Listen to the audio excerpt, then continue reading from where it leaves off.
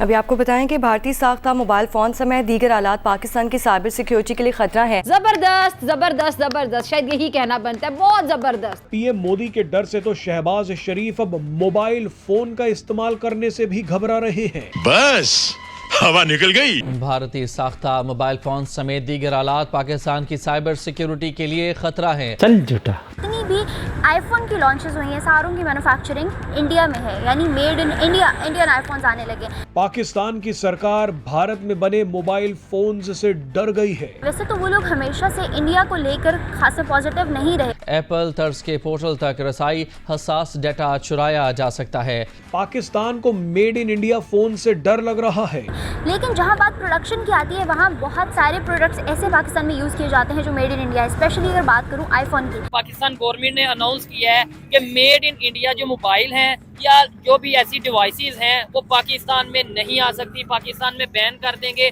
Apple तर्ज के portal तक रसाई, हसास डेटा चुराया जा सकता है। हमारे यूथ आईफोन में बहुत ज्यादा इंटरेस्ट लेता है और बहुत ज्यादा यूथ के लोग इसके पीछे भागते हैं। एक रिपोर्ट के मुताबिक पाकिस्तान भारत में बने इलेक्ट्रॉनिक डिवाइसेस और मोबाइल फोन का इस्तेमाल बंद करना चाहती है। उसकी रीजन ये है कि हमारी सिक्योरिटी, साइबर सिक्योरिटी का रिस्क है। उसकी रीजन ये है कि अगर कोई made in India mobile Pakistan में आएगा तो उसे जो बताया जा रहा है पाकिस्तान गवर्नमेंट की तरफ से कि भाई आम पब्लिक का डाटा जो उसे यूज करेगा उसका डाटा इंडिया वालों की तरफ चला जाएगा। हैरान हूँ, दिल को रूंगे, पीटू में जिगर को। शायद ज्यादा जो खतरनाक बात है वो यहाँ पर ये है, पाकिस्तान जो है एक जमहूरी मुल्क, एक आजाद मुल्क, आहिस्ता आहिस्ता दुनिया में ये भिखारी के नाम से कैसे मशहूर हो गया। कहते हैं ना, हुए ना बदनाम तो क्या नाम ना होगा। पाकिस्तानी ऑफिशियली भिखारी बन चुके हैं। सुनते जाइए। पाकिस्तान के हाथ में भीख का कटोरा कैसे आया? तो भिखारी वो तो आपको बेहतर जानते हैं, आपने मैं मांगने जाती थी जो मुझे पता है।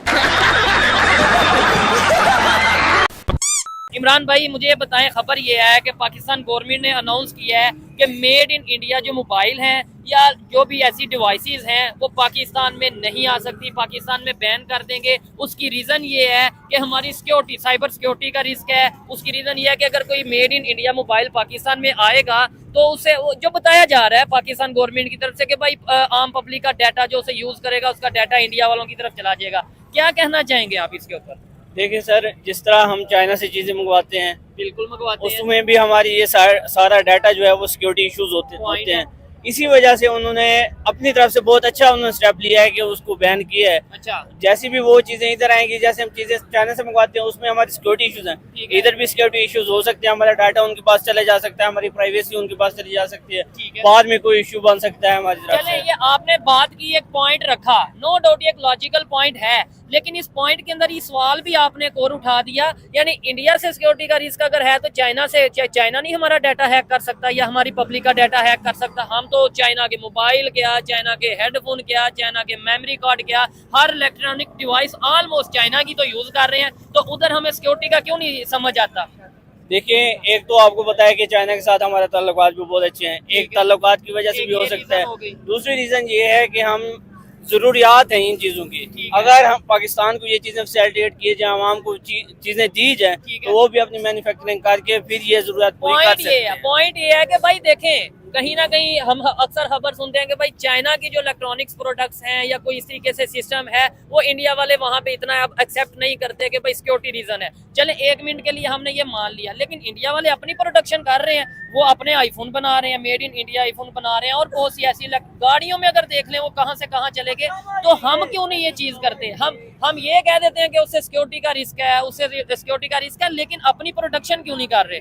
अपने मोबाइल फोन, अपनी गाड़ियां क्यों नहीं बना रहे? आपको बिल्कुल पॉइंट ठीक है, लॉजिकल बात है कि नहीं? वो लॉजिकल बात है, लेकिन बात वही है कि ये गवर्नमेंट को स्टेप लाना चाहिए। यहाँ पे जितने भी जिन हमारे मतलब नौजवानों के पास स्किल्स हैं उनको जो है ना रिसोर्सेज नहीं दिए जाते। अगर रिसोर्सेज दें तो वो भी जैसे चाइना बनाती है, इंडिया बनाते हैं अपनी चीजें, तो हम भी अपनी प्रोडक्शन कर सकते हैं। अच्छा, एक सवाल ये है, मुझे बताएं, कहीं ना कहीं एक मिनट के लिए आपकी बात मान लेता हूँ कि हाँ यार ये इलेक्ट्रॉनिक डिवाइसेस या फिर मोबाइल फोन अगर मेड इन इंडिया यहाँ पे आएंगे तो सिक्योरिटी का कोई रिस्क होगा, लेकिन ये ट्रेड ही हमने टोटल जो बंद कर दी है। सब्जियों में भी कोई और डिवाइसेस लगा के बेच देंगे, प्याज में, आलू में डिवाइसेस लगा के बेच देंगे जो हम वो भी नहीं ले रहे। इसका क्या जवाब देंगे? इसके जवाब आपके सामने है, सारी आवाम भी जानती है, उनको पता है।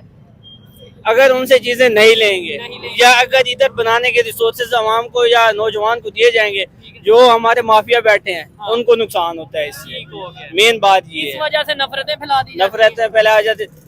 आवाम को इधर अगर रिसोर्स दिया जाए तो वो सारी फैसिलिटीज देंगे, आवाम को सहूलियात मिलेंगी, सस्ती चीजें मिलेंगी, लेकिन जो ऊपर माफिया बैठा है वो हम ये आलू टमाटर सब्जी जो सस्ती चीज हमें नेबर से मिलती है, और ये नहीं कि सिर्फ उनसे लें, यहाँ से नमक जा रहा है, नमक जाए, सीमेंट जाए, जो यहाँ से हम दे सकते हैं हम दें, वहाँ से जो ले सकते हैं सस्ता वो लें। तो आपको नहीं लगता ये जो नफरतें हैं कम हो जाएंगी? जो कहीं ना कहीं जब मुफाद कहीं ना कहीं हमारा जो बिजनेस लिंक करेगा एक दूसरे से, तो ये नफरतें बढ़ने की बजाय कम होंगी।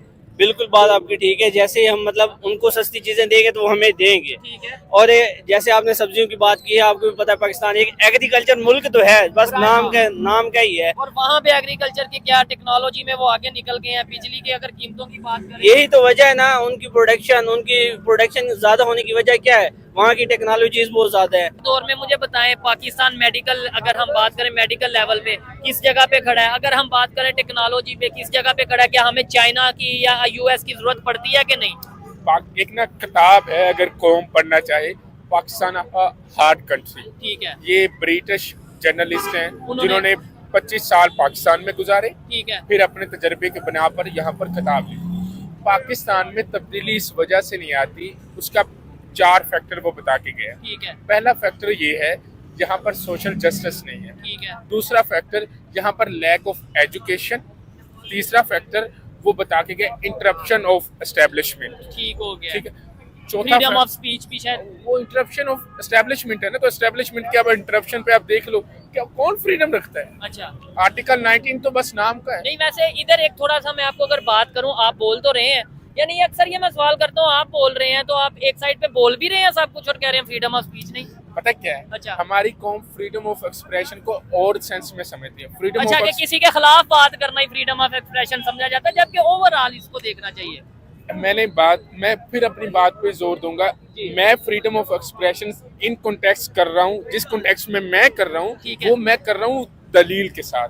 मेरी कौम चाहती है कि मुझे फ्रीडम ऑफ एक्सप्रेशन मिले विदाउट प्रूफ। मैं ऐसे ही हवा में बातें के खिलाफ भी बात करते हैं जी फ्रीडम ऑफ एक्सप्रेशन के नाम पे। अब नवाज शरीफ है ना, हाँ, उसमें करप्शन के इल्जाम लगाए जाते हैं, शहबाज शरीफ है उसको करप्ट, हमारी कौम जरदारी को जो भी है इनको, लेकिन मेरी कौम से मैं पूछ लूं कि प्रूफ कहाँ पर है? नहीं है प्रूफ नहीं है ना, तो इस पे इन्वेस्टिगेशन करनी पड़ती है। ठीक हो गया। तो मैं डॉन लीग का शायद आप जानते हैं, डॉन लीग इतना बड़ा केस था, स्कैंडल था, विकी लीग इतना बड़ा स्कैंडल था, अभी दुबई लीग आया, इतना कौन को पता ही नहीं पता। बस ये पता है इमरान खान ये है, वो नवाज शरीफ चोर है, शहबाज शरीफ वो है, जरदारी ये है। मतलब तब्दीली हमेशा एक ही चीज सबसे मैं कहूँगा, आप सोशल मीडिया पे पोस्ट करेंगे अवेयरनेस से आती, और अवेयरनेस हमेशा एजुकेशन होगी तो आप में अवेयरनेस आएगी, जिस इंशाल्लाह हम बैठेंगे वो डिस्कशन करेंगे, वो डिस्कशन, और मैं बताऊंगा कौन कौन से पॉइंट हमारी कौम में लैक है जिसकी वजह से हम आईटी की जानब नहीं जा रहे। ठीक है। और जो हमें परसोना दिया हुआ है